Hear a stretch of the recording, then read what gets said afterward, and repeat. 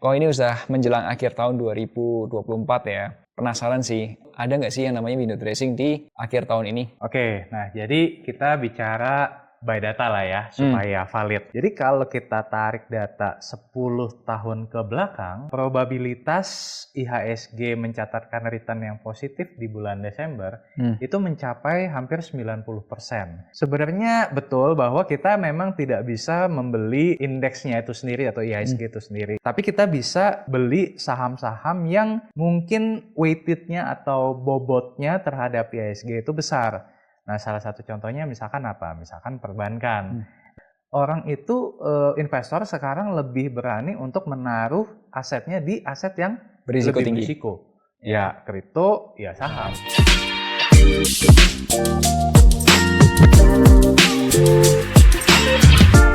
Halo, kembali lagi nih bersama saya Melvin Mumpuni di podcast Smallcast. Nah, kali ini kita akan ngobrolin window dressing bersama seorang pakar investasi, khususnya di saham value investing, yaitu Pak Rifan Kurniawan. Halo semuanya, apa kabar Pak Melvin? Kabar baik juga kok. Kok ini udah menjelang akhir tahun 2024 ya. Nah, penasaran sih, kalau menurut Koko atau lihat dari Koko amati gitu, ada nggak sih yang namanya window dressing di akhir tahun ini? Oke, nah jadi kita bicara by data lah ya, supaya valid. Jadi kalau kita tarik data 10 tahun ke belakang, ya, probabilitas IHSG mencatatkan return yang positif di bulan Desember itu mencapai hampir 90%. Nah, jadi artinya adalah dari 9 dari 10 tahun terakhir itu IHSG mencatatkan kinerja yang positif di bulan Desember. Hanya di tahun 2022 aja IHSG mencatatkan return negatif di bulan Desember. Tapi 2022 itu kalau misalkan kita ingat 2 tahun lalu, di bulan Desember 2022 itu Bank Indonesia lagi naikin suku bunga. Ya, naikin suku bunga. Naikin suku bunga. Ya, jadi itu kan era-era di mana pertengahan tahun 2022 The Fed mulai naikin suku bunga, ya kan. Nah, Bank Indonesia ini agak telat nih meresponnya, sehingga kalau kita bicara spread gap itu selisih atau delta antara si The Fed sama Bank Indonesia itu tipis banget, hanya sekitar 1,25% at the time. Dan yang sebelumnya beda sekitar 3%-an. Nah, itu yang membuat window dressing tidak terjadi tahun itu. Nah, tapi kalau balik lagi ke pertanyaannya Pak Melvin, ya sekarang ini dengan era kita lagi mulai penurunan suku bunga, ya kan. Kemarin September dan November The Fed udah turunin 75 basis point, Bank Indonesia juga udah turunin 25 basis point. Nah, ini spread gap-nya perlahan-lahan mulai melebar lagi. Ya. Gitu. Jadi I think peluang untuk adanya atau terjadinya window dressing itu cukup terbuka lebar, meskipun memang ada salah satu faktor yang mungkin akan sedikit menghambat, yaitu faktor terpilihnya Donald Trump.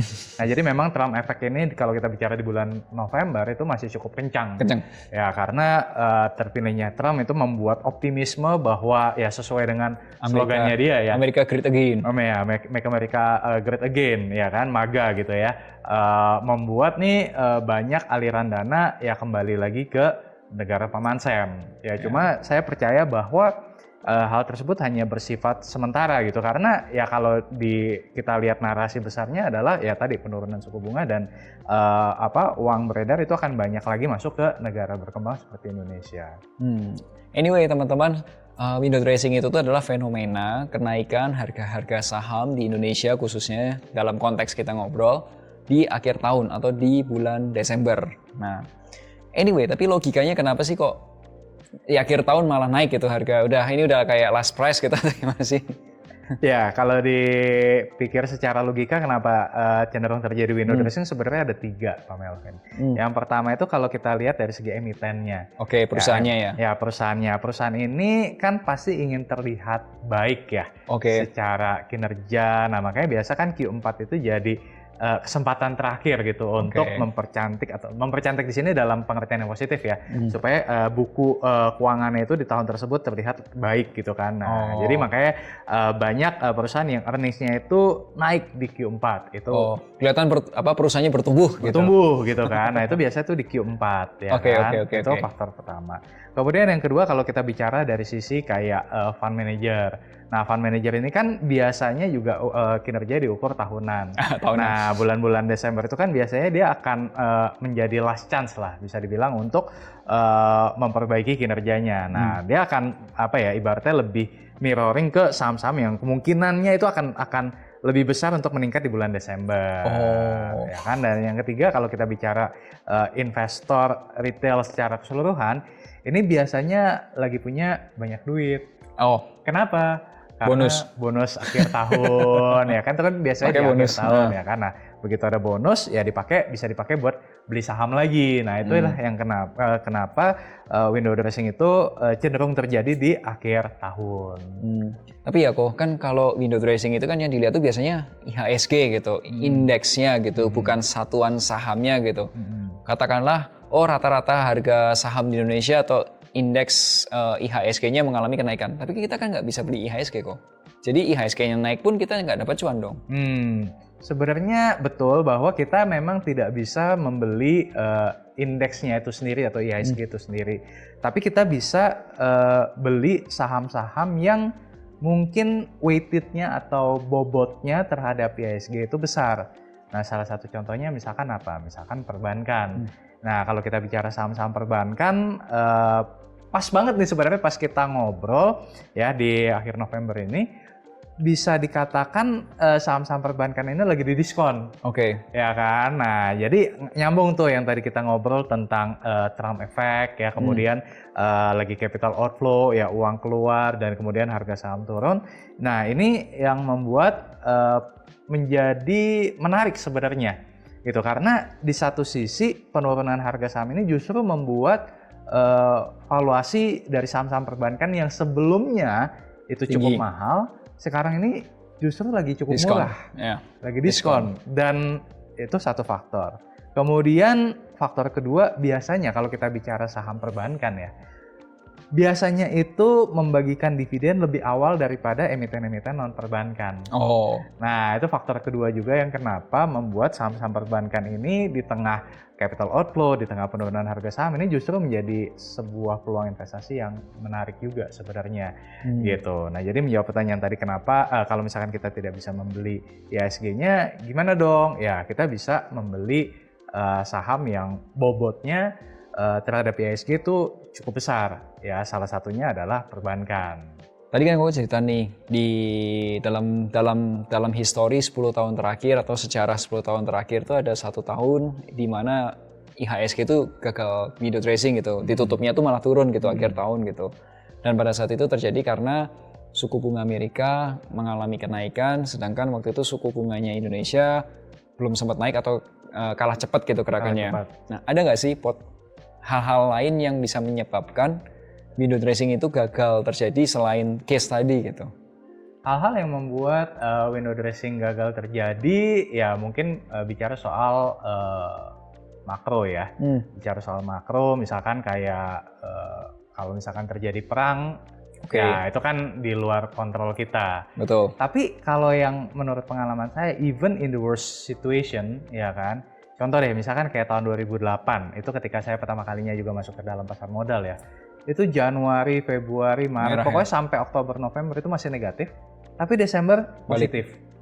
Even di COVID-19 tahun 2020 kemarin. Ya kan, begitu di Maret turun. Maret itu dalam banget. Maret dalam banget, tapi menjelang window dressing naik lagi. Jadi sebenarnya even di worst case sekalipun ya peluang untuk window dressing ini tetap terbuka lebar gitu. Jadi kemungkinan untuk window dressing tidak terjadi ya tetap ada ya kan, dalam nama investasi kan nggak mungkin 100%. Ada probability atau peluang ya? Ya, kita bicara soal probability. Nah, kalau saya melihat probability di 2024 ini bulan Desember itu justru lebih besar peluangnya terjadi. Kenapa? Karena tadi satu faktor ya kita bicara soal suku bunga dalam tren penurunan, ya kan. Kemudian kalau kita bicara geopolitik yang memang masih panas ya di Timur Tengah, tapi ya dengan terpilihnya Trump ini justru menimbulkan optimisme bahwa ya perang nggak akan berkelanjutan terlalu lama.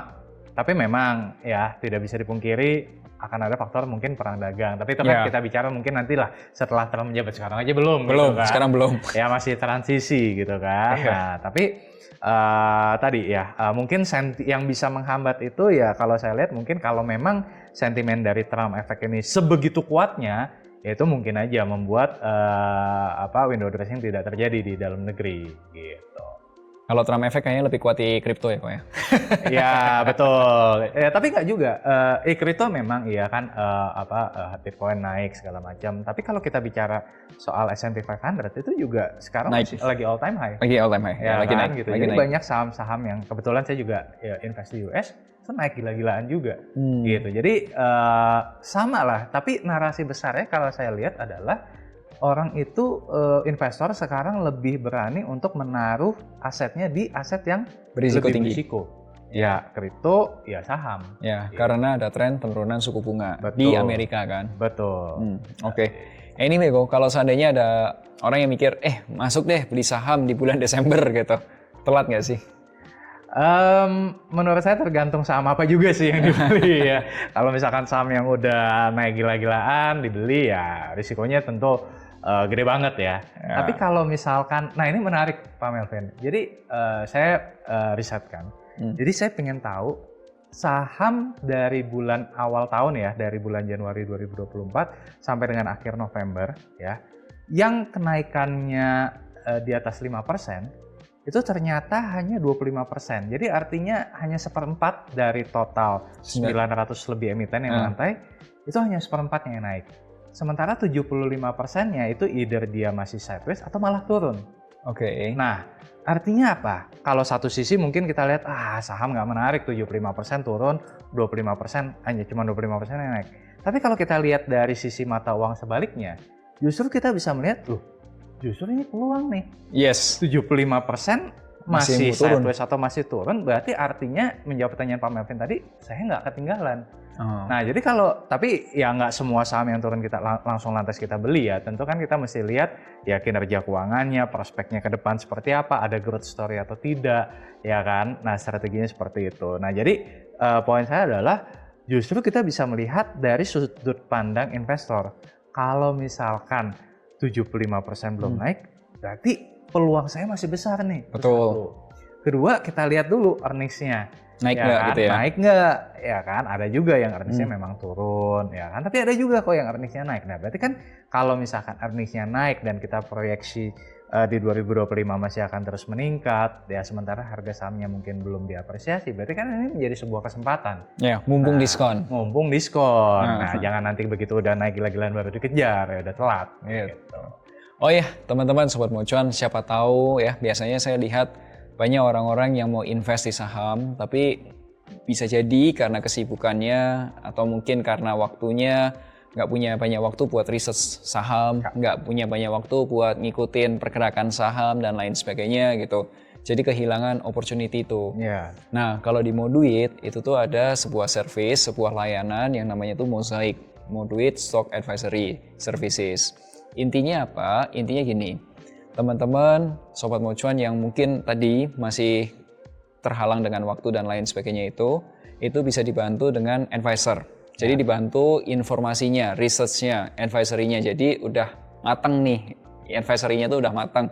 Kira-kira beli saham ini di harga sekian sampai range sekian, target profitnya nanti di sekitar harga berapa, atau mungkin kalau juga ada cut loss-nya berapa, alasan belinya kenapa, itu ada.